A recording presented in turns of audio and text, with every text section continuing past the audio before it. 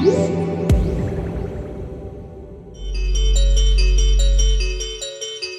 guys, some really cool stuff coming out of the Bang & Olufsen booth at IFA 2018. If you haven't already, check out our report on the new BeoSound Edge and the H6 headphones. Right now though, I want to talk about these two pieces. This is the BeoSound 1 and BeoSound 2, and while the speakers themselves are not new, the fact that they've added Google Assistant is new. So that means you get Chromecast, AirPlay 2, they promise to be Alexa enabled at some point in the future, and for me, the whole point of this is that it's not a traditional looking speaker. I mean, this beats the Echo or the Google Home any day. And we do see a lot of speakers that have those voice assistant services, but they're kind of boring, to be honest with you. These are anything but boring. That's kind of the point. They're also designed to sound excellent. So we've got a nice large woofer in the bottom.